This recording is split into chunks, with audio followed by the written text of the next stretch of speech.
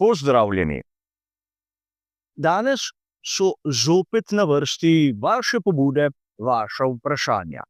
Nekoga zanima, zakaj je Charles Leclerc le 5-krat uspel pretvoriti pole position v zmago. Namreč na najboljšem štartnem izhodišču je do tega trenutka bil kar 27-krat. Poglejmo si skupaj v naslednjih minutah, kaj bi lahko razumeli.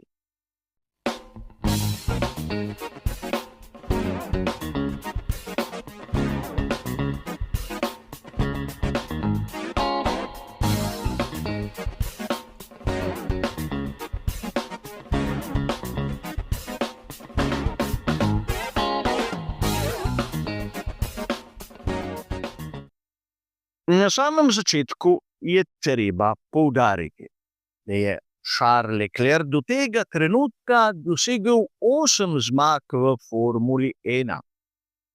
Ampak le 5-krat so bile zmage dosežene tudi takrat, ko je imel najboljše izhodišče na štartnem razporedu.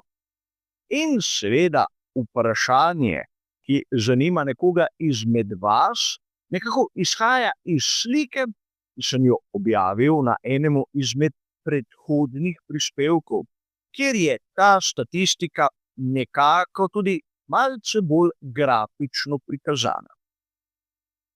Pojavlja se vprašanje, zakaj je Charles Leclerc tako slab v statistiki, ki nam pravi, da približno močno zaokroženo v Formuli 1 dirko zmaga v polovici primerov tisti, ki ima tudi tako imenovani pole position.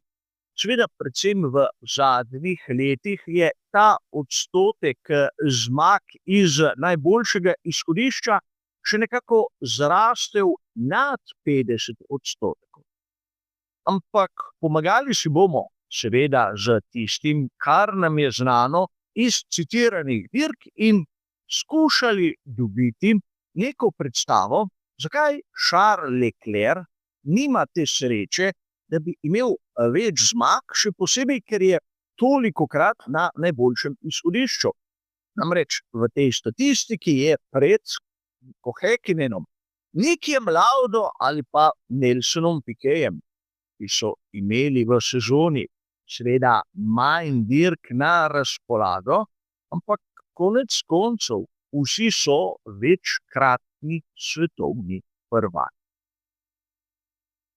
Začnimo s tem našim hitrim pregledom, kjer se bomo ustavili pri vsaki od 27 dirk, kjer je bil na kvalifikacijah Charles Leclerc najhitrejši. In že takoj, ko je prišel v skuderijo Ferrari, smo ga videli tam spredaj na veliki nagradi Bahreina v sezoni 2019, kjer je vodil 47 krogov, ampak na to zaradi težav s pogonskim sklopom moral priznati premoč obema Mercedesoma in je dirko zaključil kot tretji. Nato v istem letu velika nagrada Avstrije, kjer ga je prehitel Max Verstappen v 69 od 71 krogov, kar je verjetno ostalo v spominu marsikateremu navdušencu Formule 1. Nato na veliki nagradi Belgije, kjer se verjetno vsi spominjamo tragične smrti Antoina Huberja v Formuli 2, tam je Charles Leclerc dosegel prvo zmago. In zgodbo je ponovil na veliki nagradi Italije in tam vidite seveda poster te specifične dirke. In treba je povedati, da na veliki nagradi Singapurja je bil seveda Charles Leclerc zopet spredaj, na cilju je bil drugi, imel je seveda težave z Sebastianom Vettelom. Podobna zgodba na veliki nagradi Rusije, kjer je končal kot tretji in je seveda vmes bil virtualni varnostni avtomobil, ki je pomagal tudi njegovim nasprotnikom. Na veliki nagradi Mehike je dirko končal kot četrti in bi zopet lahko dejali, da je šlo v resnici za slabšo strategijo scuderie Ferrari. In na to. V sezoni 2020 Charles Leclerc ni imel priložnosti dirk začeti iz najboljšega štartnega položaja. Ampak SF1000 je seveda razlog, zakaj mu to ni uspelo. V sezoni 2021 velika nagrada Monaka, ko je bil najboljši na kvalifikacijah, ampak trčil ob zaščitni zid in poškodoval menjalnik svojega Ferrarija. Dirke sploh ni štartal. In seveda tu bi lahko diskutirali o tej zadevi, ampak najbolje, da si pogledamo, kaj se je zgodilo na veliki nagradi Azerbajdžana, kjer je bil najhitrejši na kvalifikacijah, ampak imel težave že na samem začetku dirke in seveda končal tam zadaj na prvem mestu za odrom za zmagovalce. Sledila je sezona 2022. Charles Leclerc, najhitrejši na veliki nagradi Bahreina in dvojna zmaga, seveda takoj za njim Carlos Sainz mlajši. Manjkalo mu je le nekaj krogov, da bi dosegel tako imenovani Grand Slam oziroma Grand Chelem. Najboljši na kvalifikacijah, najhitrejši krog na dirki zmaga in seveda vodstvo od začetka do konca. Statistiko je popravil na veliki nagradi Avstralije tistega leta, ko mu je to tudi uspelo. Velika nagrada Miamija 2022. Dirka, kjer ga je Max Verstappen prehitel v 9. krogu, kljub temu, da je bil Charles Leclerc seveda najboljši na kvalifikacijah. Na to velika nagrada Španije, kjer ga je izdala turbina, in velika nagrada Monaka, kjer je bil zopet najboljši na kvalifikacijah, ampak v tistih razmerah, ko se je asfaltna površina sušila, so pri Ferrariju imeli, bodimo iskreni, porazno strategijo. Boljši je bil na primer celo njegov moštveni kolega Carlos Sainz mlajši. Velika nagrada Azerbajdžana. Tu dirke ni končal, ker ga je izdal motor z notranjim izgorevanjem. Velika nagrada Francije. Dirko je vodil, ko je napravil vozniško napako.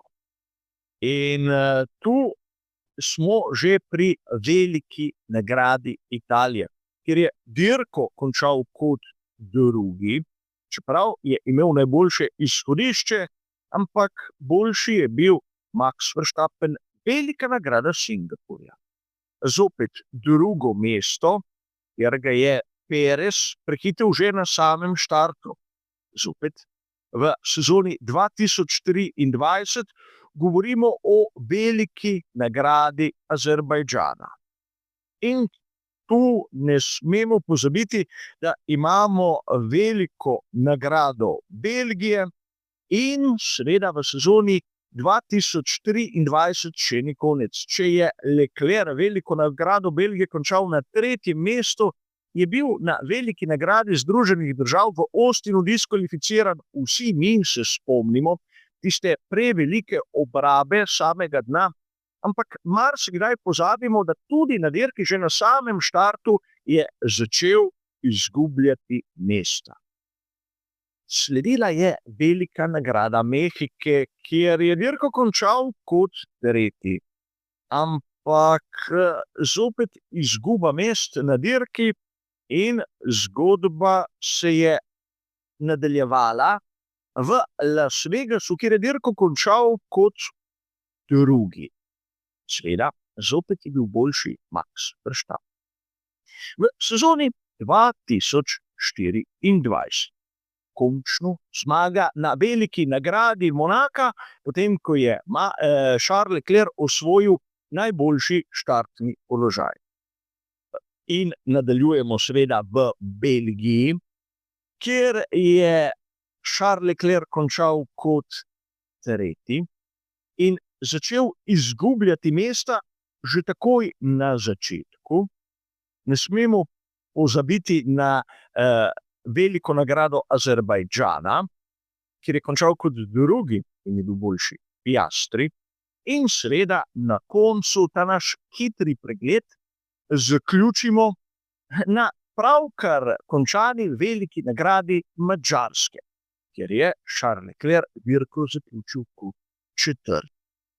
Sedaj lahko povlečemo črto in napravimo neke kategorije, s katerimi se lahko marsikdo ne bo strinjal, ampak pomagale nam bodo razumeti marsikaj. Imamo 27 dirk, kjer je bil Charles Leclerc najboljši, najhitrejši. Od tega je 5-krat zmagal. V 4 primerih smo videli mehanske okvare, ki zagotovo niso krivda voznika, in tu mislim, da se vsi strinjamo. V 5 primerih, vsaj po moji presoji, je šlo za očitne strateške napake. V 2 primerih za očitne vozniške napake. Ampak v 11 primerih je Charles Leclerc bitko izgubil na progi. In tu je treba povedati nekaj zanimivega, da v mnogih primerih so mesta nekako odšla v prvih krogih dirke ali prav v tistem zadnjem delu, tik pred koncem. Še nekaj zanimivost, če ste sledili pozorno mojemu naštevanju. Verjetno ste zaznali, da se ponavljajo ene in iste velike nagrade. Velika nagrada Monaka, velika nagrada Azerbajdžana, velika nagrada Italije in seveda dobili bi lahko še marsikatero drugo, na primer veliko nagrado Belgije. In kaj bi lahko iz tega razbrali? Prvič, kot sem že mnogokrat omenil, Charles Leclerc je voznik, ki ima neverjeten talent na en sam hiter krog. In tega mu ne more vzeti nihče. Drugič, kar sem vam nekako nakazal pred nekaj minutami, Charles Leclerc izgleda, kot da ima neke proge, ki so mu še posebej pri srcu, kjer zna dati nekaj več. In seveda to vidimo predvsem na kvalifikacijah. Ampak tretjič, Charles Leclerc pogostokrat ne zna izkoristiti tiste prednosti, ki jo dobi na kvalifikacijah. Ne toliko zaradi tega, ker bi imel slab bolid, absolutno ni res. Videli smo, da v sezoni 2022 ne samo, da je dosegel ogromno najboljših štartnih položajev, ampak je imel tudi tisto dominantno predstavo z tako imenovanim Grand Slamom oziroma Grand Slamom. Podobna zgodba v letu 2019. Seveda, ko ni imel prevladujočega dobrega bolida, se je tudi število pole positionov zmanjšalo, v kakšni sezoni jih sploh ni bilo, in tam je razumljivo, da lahko krivimo slab projekt same ekipe. Tudi število tehničnih okvar oziroma strateških napak ni tako visoko, kot bi si lahko na prvi pogled mislili. Namreč enostavno je dejati, da so mnogokrat Charlesa Leclerca nekako ovirali pri lastni ekipi z lastno nerodnostjo, ne bom govoril z lastno nesposobnostjo. Ampak dejstvo je, da se točke podeljujejo na dirki za veliko nagrado v nedeljo. Rezultati sobote so le lepa popotnica. In sedaj, če nekako zaključimo zadevo, lahko pridemo do spoznanja, da ukolikor si bo Charles Leclerc želel postati svetovni prvak, bo moral seveda to razmerje med pole positionom in zmago drastično izboljšati. Seveda potrebno bo imeti pravi bolid, ampak videli smo, da v preteklosti so bile sezone, ko ni imel slabega. In v borbi, predvsem na začetku in koncu same dirke, bo moral napraviti nekaj več. Osebno v tisti gneči v prvih krogih, ko je potrebno pokazati pravo mero agresivnosti in seveda priti, na primer, mesto više ali pa ohraniti vodstvo. Ampak upam, da sem s tem hitrim pregledom nekako odgovoril na zastavljeno vprašanje in menim, da marsikomu, predvsem navijaču Charlesa Leclerca, ne bo všeč. Ampak to je situacija, ki izhaja iz tistih podatkov, ki so na voljo. Seveda, možnost diskusije je odprta v komentarjih. Ampak za danes bo to vse. Hvala za vašo pozornost in nasvidenje.